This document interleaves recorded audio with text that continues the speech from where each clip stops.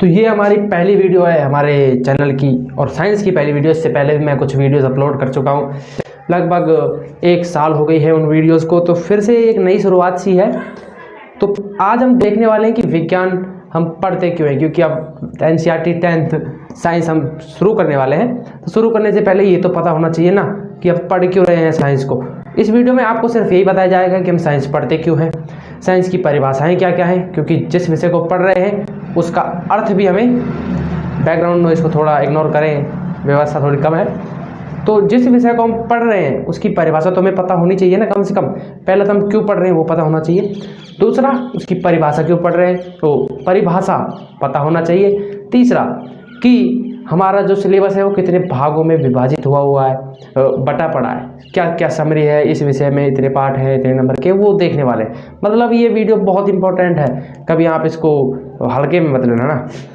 तो सबसे पहले पढ़ रहे हैं कि विज्ञान को पढ़ते क्यों हैं। तो नॉर्मल सी चीज़ है, इसका जवाब आप भी दे सकते हैं कि यार साइंस है क्या, इसको पढ़े क्यों।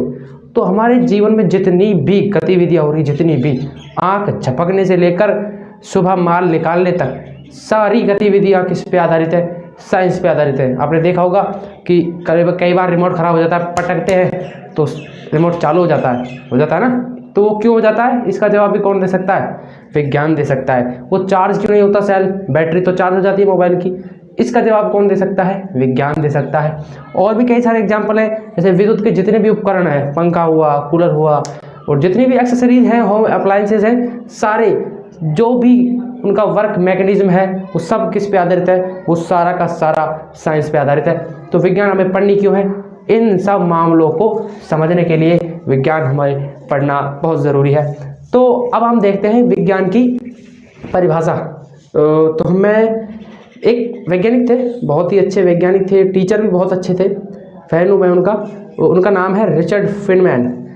उन्होंने भौतिक विज्ञान की परिभाषा दी एक्चुअली, लेकिन भौतिक विज्ञान भी विज्ञान ही है, इसलिए मैं उसी भाषा को विज्ञान की परिभाषा से रिलेट करके आपको समझाने का प्रयास कर रहा हूँ।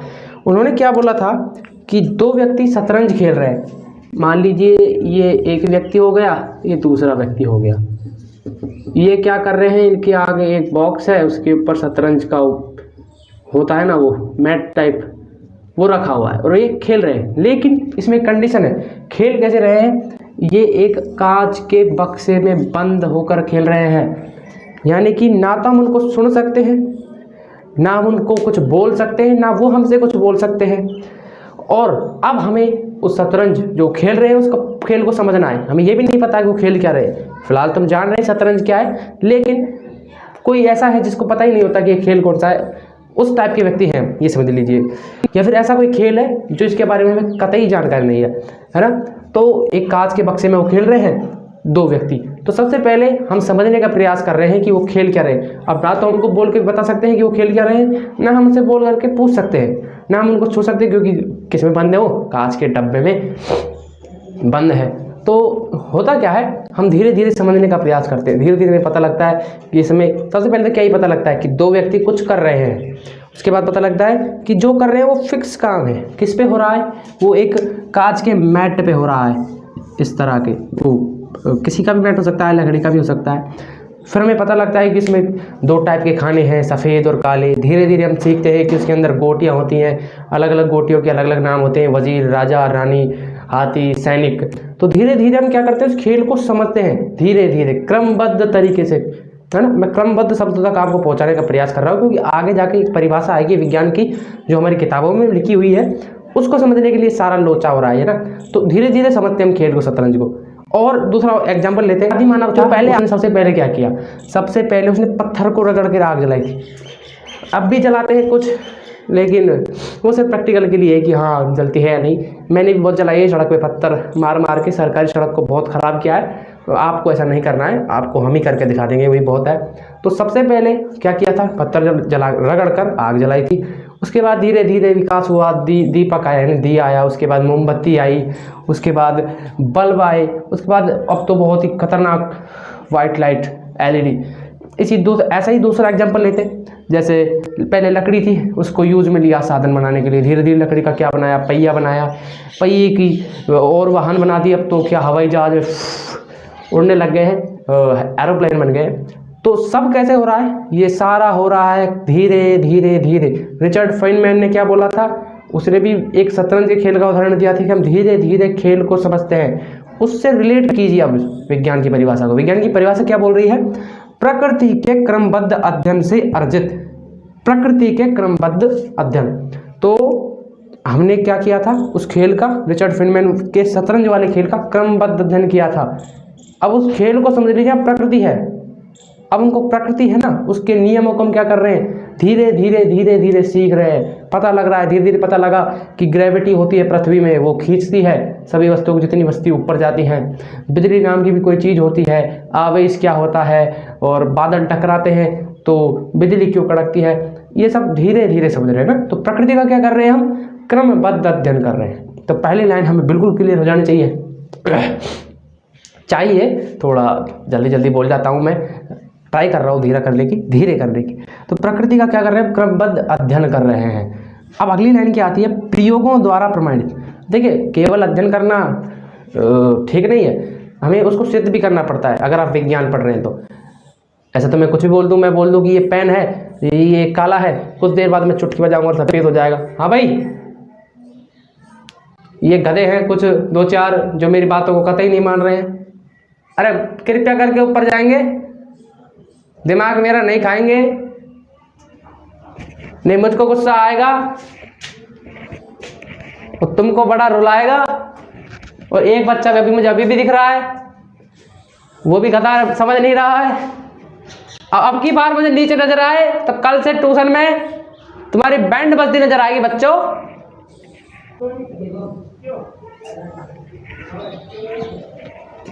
Sorry for disturbance. तो हम कहाँ थे? हाँ, ये ब्लैक है मार्कर। अब मैं चुटकी बजाऊं सफ़ेद हो जाए, आप मान लोगे? मुझे प्रूफ करना होगा ना, सिद्ध करना होगा। कैसे सिद्ध करूंगा? प्रयोगों के द्वारा। यार अध्ययन तो हमने कर लिया, पर उसको प्रूफ भी करना ज़रूरी होता है। तो प्रकृति के क्रमबद्ध अध्ययन करना है, उसके बाद उसको प्रयोगों द्वारा सिद्ध भी करना है, और उसके बाद क्या करना है? उसको वर्गीकृत करना है। वर्गीकृत आपको अगले इस पार्ट में समझ में आएगा। फिलहाल आप इसको याद कर लें कि प्रकृति के क्रमबद्ध अध्ययन से अर्जित, प्रयोगों द्वारा प्रमाणित वर्गीकृत ज्ञान विज्ञान कहलाता है। अब आगे चलते हैं हम। अब समझेंगे बेटा कि वर्गीकृत क्या होता है।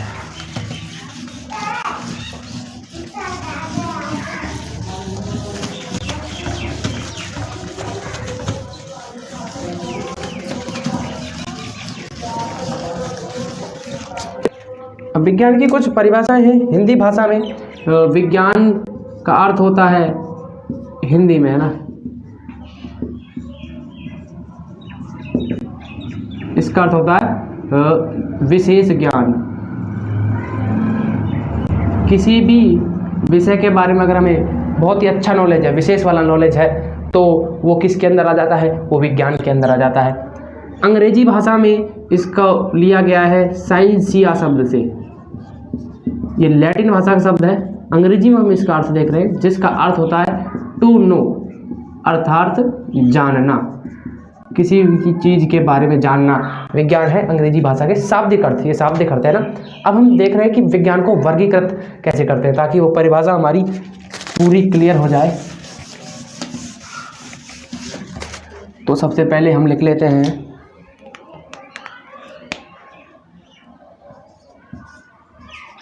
विज्ञान।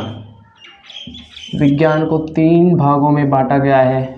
मुख्य 3 भाग हैं, और तो वैसे तो आप कितने भी भाग कर सकते हैं, फ़र्क नहीं पड़ता, लेकिन जो मेन है वो सिर्फ 3 ही है। पहला है भौतिक विज्ञान, जिसको अंग्रेजी में बोलते हैं फिजिक्स। दूसरा है रसायन विज्ञान, अंग्रेजी में बोलते हैं केमिस्ट्री। तीसरा है जीव विज्ञान, बायोलॉजी।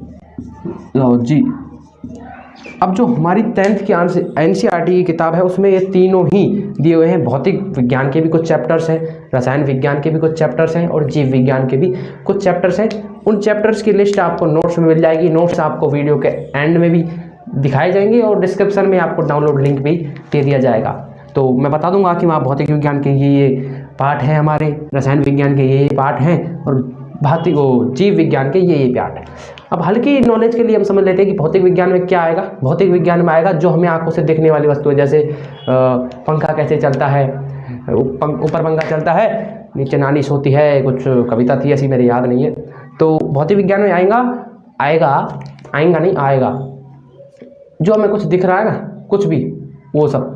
रसायन विज्ञान में आएगा जो हमें नहीं दिख रहा है, यानी अणु, परमाणु, रासायनिक अभिक्रियाएं, ये सब। और जीव विज्ञान में आएगा हमारे शरीर की जितने भी अंग भंग हैं उनको तोड़ मरोड़ के दिखाया जाएगा आपको जीव विज्ञान में। तो हल्का हल्का में इनके बारे में नॉलेज होनी चाहिए, क्योंकि 11th में आपको अगर साइंस लेनी है तो रसायन विज्ञान, भौतिक विज्ञान और जीव विज्ञान, इन सब के बारे में 10th में भी नॉलेज होनी चाहिए।